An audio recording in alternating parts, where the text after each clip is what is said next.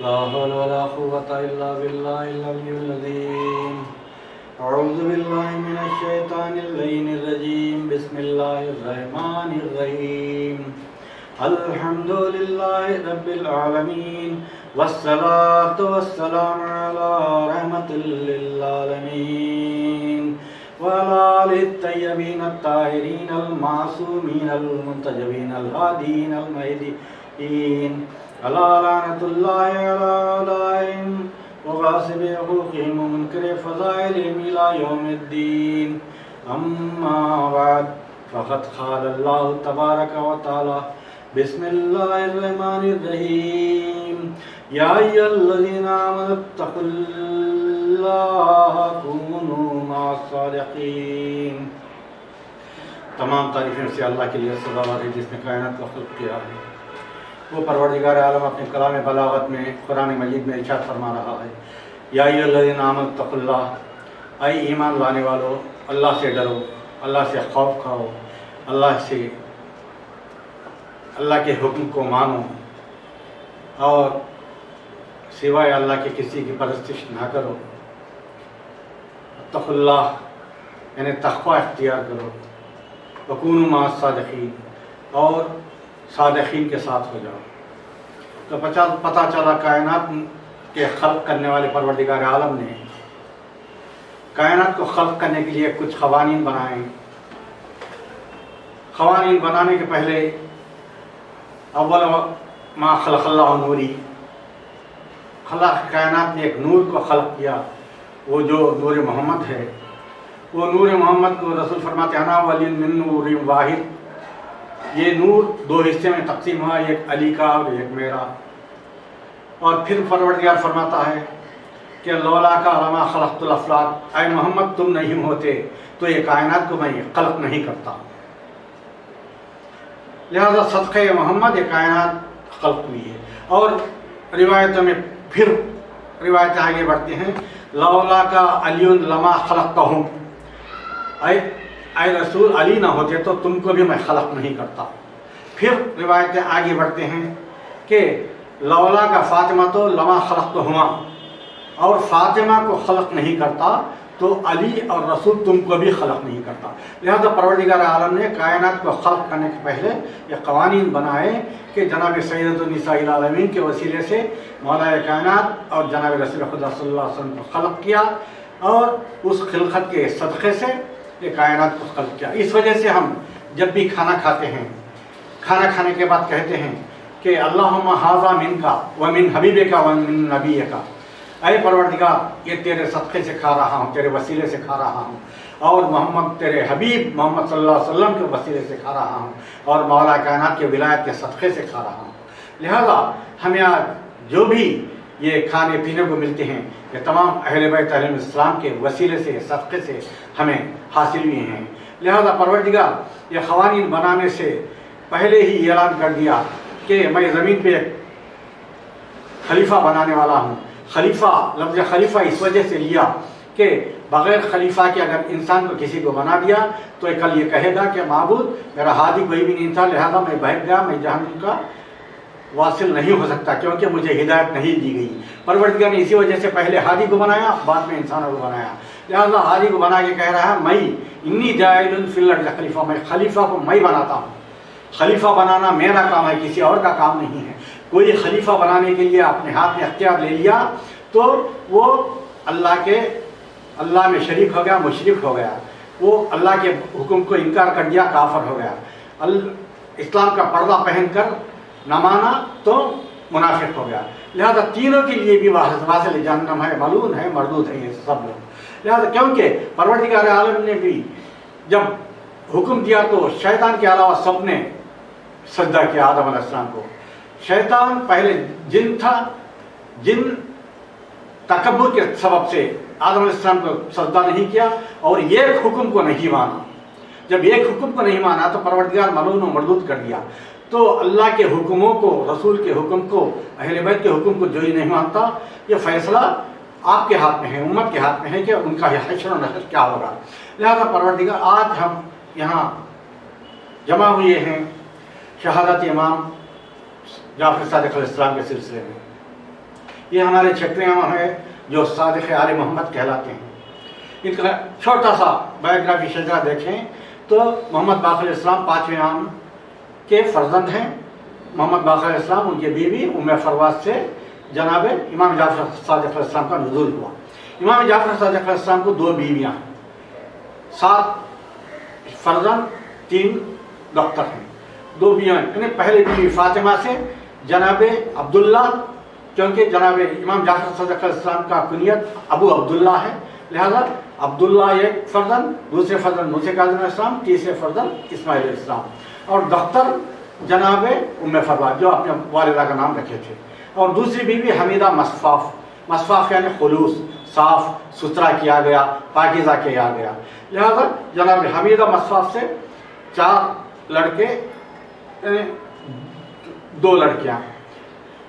جو پہلے فرزند کا نام ہے اسحاق، محمد، علی اور عباس، اور دختروں کا نام ہے اسماء، صغرا، لہذا 7 لڑکے 3 لڑکیاں جناب امام جعفر صادق علیہ السلام کے مختصر سوانح میں ہم دیکھتے ہیں۔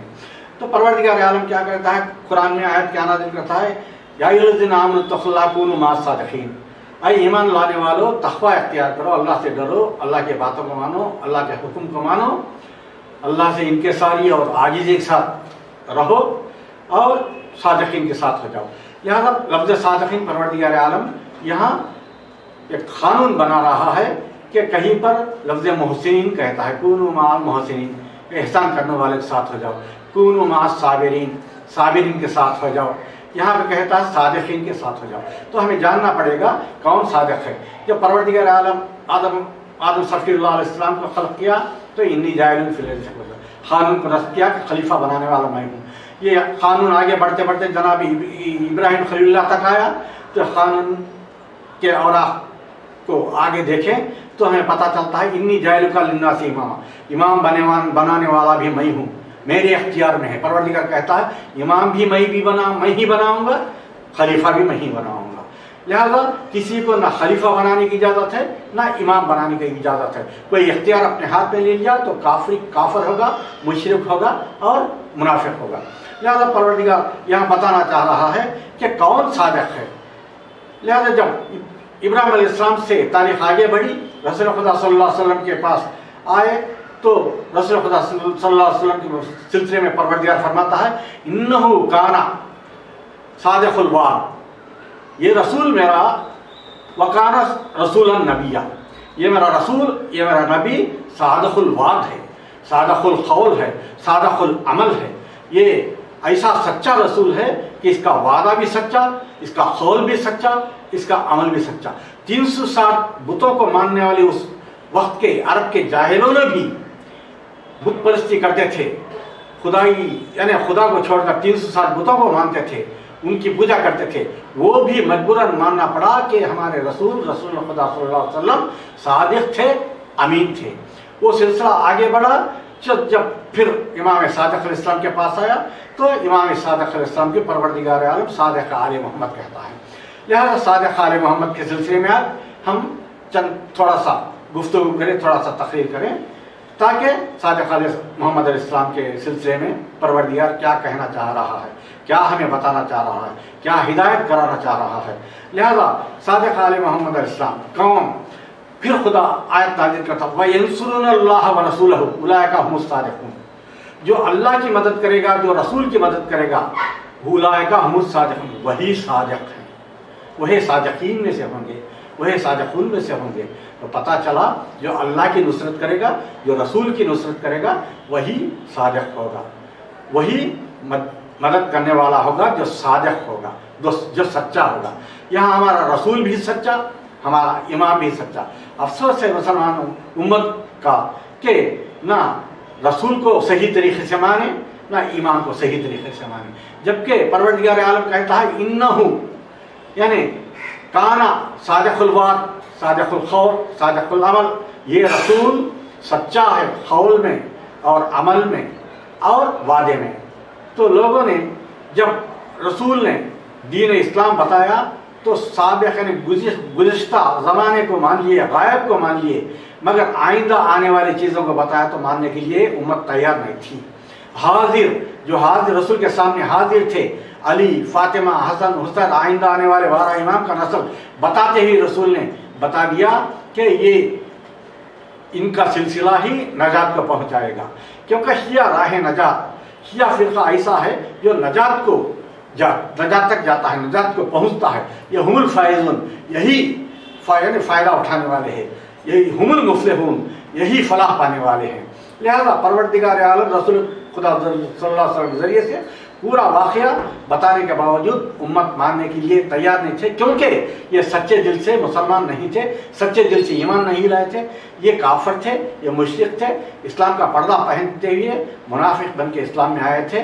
मगर इनका अंदरूनी हिस्सा अलग था, ज़ाहिरी तरीक़ा अलग था, इनका बातिनी अलग था, इनका ज़ाहिरी अलग था। लिहाजा जब गुज़िश्ता को मानने के लिए रसूल के बात को तैयार है, आइंदा के बातों को मानने के लिए तैयार नहीं है। लिहाजा हुक्म खुदा का इनकार करने वाला जब जिन शैतान बन सकता है, तो हुक्म खुदा का इनकार करने वाला इंसान मलऊन, मरदूद, वासिल जहन्नमी हो सकता है। लिहाजा जब जिनको परवरदिगार आलम ये गलती के सबब नहीं बख्शा, तो इंसानों को भी परवरदिगार आलम उसके अहकाम को जो नहीं माना, जो रसूल के अहकाम को नहीं माना, जो अइम्मा अलैहिस्सलाम का जो सिलसिला रसूल खुदा सल्लल्लाहु अलैहि वसल्लम ने बताया है, वो सिलसिले को नहीं माना, वो वासिल जहन्नम होंगे। लिहाजा राह नजात के फ़िरक़े में आना चाहते हैं तो जो जैसा परवरदिगार आलम कुरान मजीद में बयान किया है, उस सबब से हम आगे बढ़ें तो हम राह नजात को पा सकते हैं। लिहाजा कल रसूल खुदा सल्लल्लाहु अलैहि वसल्लम के ज़माने में रसूल मौला कायनात के हाथों में बैयत करके भी उमर ने कहा कि लौला अली लहलकल उमर, अगर अली न होते तो उमर कभी का हिलाक हो गया होता। उसके बाद उमर ने बनी से खिफा में बैठ के मौला कायनात का खिलाफत को छीन लिया, यानी हक़ के मौला, हक़ के ज़हरा छीन लिया। लिहाजा आज इमाम जाफ़र सादिक़ अलैहिस्सलाम के ज़माने में आज का उमर, आज का अबू हनीफ़ा 2 साल मौला इमाम जाफ़र सादिक़ अलैहिस्सलाम की शागिर्दी में रहकर कहता है कि मैं ये 2 साल शागिर्दी इमाम जाफ़र सादिक़ अलैहिस्सलाम के साथ नहीं करता तो मैं हिलाक हो गया था।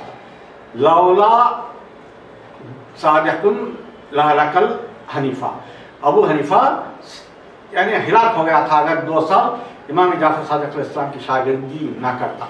मगर अफसोस है, मंसूर ने हनीफ़ा को ऐसे तब्दील कर दिया कि मंसूर ने इमाम का ओहदा अपने ऊपर ला लिया, अपने आप को इमाम कहा। मंसूर ने भी उसकी तस्दीक कर दी, लोगों ने भी उसकी तस्दीक कर दी। क्यों ना करते, जब खुदा को मानने के लिए राज़ी नहीं हैं, जब रसूल के बातों को मानने के लिए राज़ी नहीं हैं, तो इमाम को मानने के लिए कैसे राज़ी होंगे? क्योंकि यही फ़िरक़ा जो वासिल जहन्नम होगा। जब ये मंसूर दवानखी की चाल में आके अबू हनीफ़ा ने अपने आप को इमाम कहा तो लोगों ने इमाम मानने के लिए आमादा हो गए। इसी वजह से इमाम मूसा काज़िम अलैहिस्सलाम ने फरमाया, लानत है उसके ऊपर, अबू हनीफ़ा के ऊपर, जो इमामत के ओहदा का दावा कर रहा है। कौन इमाम? जो काज़िम कहते हैं। काज़िम उसे कहते हैं कि गुस्से पीने वाले को, जज्बात से कहने वाले नहीं इमाम, गुस्से को पीने वाला इमाम कह रहा है कि लानत है उसके ऊपर, मलून है वो जो मेरे दादा अली मुर्तज़ा के बयानात को तब्दील करके बयान कर रहा है और उसके मनमानी बयान कर रहा है, उसके ऊपर लानत है। लिहाजा इमाम जाफ़र सादिक़ अलैहिस्सलाम के ज़माने में जाद बिन दिरहम एक शख्स था। वो पानी और मिट्टी को जमा करके, वो मफाद को जमा करके कीड़ों को खलक करता, कीड़े को पैदा किया बोल के अपने आप को खुदाई दावा करने लगा। खुदाई दावा करने लगा जाद बिन दिरहम। जब इमाम अलैहिस्सलाम के पास ये खबर पहुंची तो इमाम अलैहिस्सलाम यंसुरूनल्लाह व रसूलहू उलाइका हुमुस सादिकून, सच्चा वही है जो अल्लाह की नुसरत करता है, जो रसूल का नुसरत करता है। जब दीन खतरे में आ गई है, दीन इस्लाम शरीयत खतरे में आ गई है, तो वहदानियत खतरे में आ गई है, रिसालत खतरे में आ गई है, इमामत खतरे में आ गई है, तो इमाम को निकलना पड़ा घर छोड़कर और जाके जाद बिन दिरहम को कहते हैं, ऐ जाद बिन दिरहम, क्या तू खुदाई दावा करता है? तो उसने कहा, हाँ मैं खुदाई दावा करता हूँ। कैसे करता है? देखो, ये मैं मिट्टी और पानी को जमा करके इस मवाद से कीड़ों को खलक करता हूँ।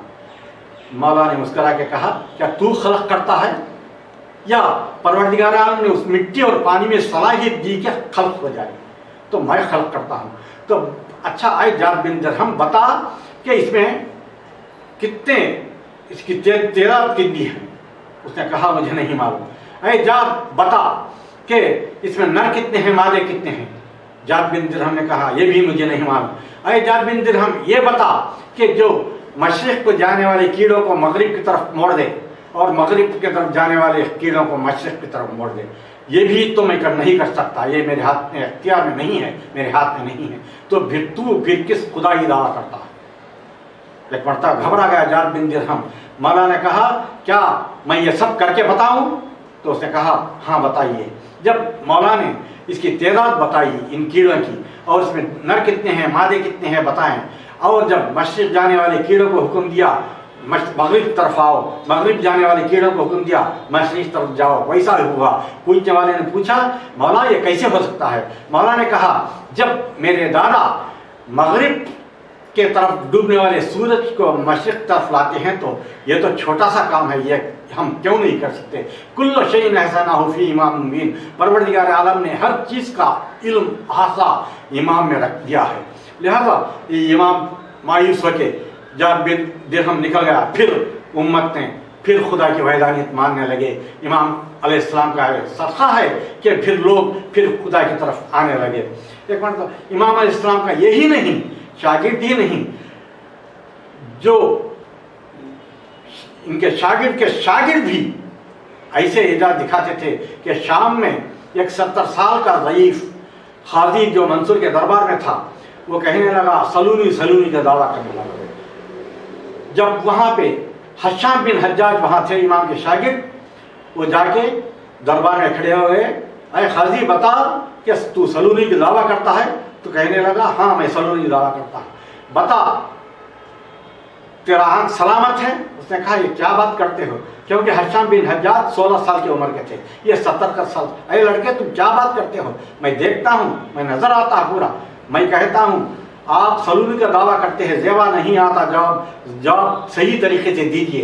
तो हाँ पूछिए मैं जवाब दूंगा। तो आपके आंखों में नज़र है? हाँ नज़र आता है। आपका कान में समात का सुन सकते हैं? हाँ सुन सकता हूँ। नाक में खुशबू या बदबू सुन सकते हैं? सुन सकता हूँ। और ज़बान से जायका उठा सकते हैं? जायका हासिल कर सकते हैं? मज़ा चख सकते हैं? चख सकता हूँ। हाथों से महसूस कर सकते हैं? कर सकता हूँ। ये सब किसके ज़रिए से हो रहा है? खाजी बता। एक मरतबा हश्शाम के बाद से खाजी घबराने लगा, कहने लगा ये कैसे होता है? ये महसूस करता हूँ, मैं जायका चखता हूँ, नाक से बदबू या खुशबू सूंघता हूँ, कानों से सुनता हूँ, आंखों से देखता हूँ, ये कैसे, इसका जवाब कैसे दूँ? घबरा गया। एक मरतबा हश्शाम बिन हज्जाज ने कहा ऐ काजी सुन, मैं वक्त इमाम का शागिर्द हूँ, शागिर्द का शागिर्द हूँ, मैं बताता हूँ, तू सुन। तू सलूनी के दावा, तू झूठा दावा है। यह दावा सिर्फ मौला कायनात कर सकते हैं या इमाम आसिम अलैहिस्सलाम कर सकते हैं। तू झूठा है। मौला ने यानी हश्शाम बिन हज्जाज ने कहा ऐ ज़ईफ़, ऐ बूढ़े सुन, ऐ दावा झूठा दावा करने वाले सुन। जब नज़र देखना है तो ये दिमाग में इसका इंतज़ाम होता है। जब इसका दिमाग साथ दिया तो आंखों से देख सकता है। जब इसका दिमाग नाक के बू को सूंघने का यानी एहसास नहीं दिया तो सूंघ नहीं सकता। जब जायका चखता है तो जब दिमाग इसे सिग्नल दिया तो चख सकता है। हाथ से महसूस कर सकता है, दिमाग से। यानी तेरे जिस्म में जो तेरी छोटी सी कायनात में जो इमाम है उसे यानी शरीयत में इमाम कहते हैं। जब इमाम के बगैर ये काम नहीं हो सकते तो वक्त के इमाम के बगैर क्या काम हो सकते हैं? क्योंकि अल्लाह ताला भी कुरान में बताता है कि बक़ियतुल्लाह खैरुल लकुम इन कुंतुम मोमिनीन, यानी तुम ईमान रखते हो तो यानी अल्लाह के बाकी को मानो, अल्लाह के भेजे हुई हादी को मानो, अल्लाह के वक्त के हादी को मानो। अज़ादारो, जब ये दीन ऐसे बढ़ने लगी, इमाम अलैहिस्सलाम का सिन 65 साल हो गया। एक ही इमाम है 11 इमामों में जो 65 साल जिंदा रहे, और 9वें इमाम हज़रत मोहम्मद तक़ी अलैहिस्सलाम 25 साल में ही शहीद कर दिया गया। یہ امام جب ان کے اعجاز ابھر رہے تھے، ان کا علم ابھر رہے تھے، ان کی سچائی ابھر رہے تھے، تو منصور دوانخی بھگوڑے کو کہتے ہیں، دوانخی بزدل کو کہتے ہیں، یہ عداوت کی اور امام کو مارنے کا تدبیر کی، اور گورنر مدینہ محمد بن سلیمان کو حکم دیا کہ امام کا گھر جلا دیا جائے۔ عزادارو، یہ گھر امام کا تیسرا گھر ہے جو جلا دیا گیا۔ پہلا گھر جناب سیدۃ النساء العالمین کا گھر جلایا گیا، دوسرا گھر جناب یعنی شام غریبہ میں جناب سیدہ زینب کے خیمے جلائے گئے، اہل حرم کے خیمے جلائے گئے۔ یہاں تیسرا واقعہ ہے جو امام صادق علیہ السلام کا گھر جلایا جا رہا ہے۔ جب گھر جلایا جا رہا ہے تو ایک مرتبہ امام علیہ السلام باہر تشریف لائے، ایک شخص نے کہا مولا آپ کا امامہ دیجئے، میں امامے سے اس آگ کو بجھا دوں گا۔ ایک مرتبہ مولا نے امامہ دیا، وہ امامہ کی چادر سے آگ بجھانے لگا۔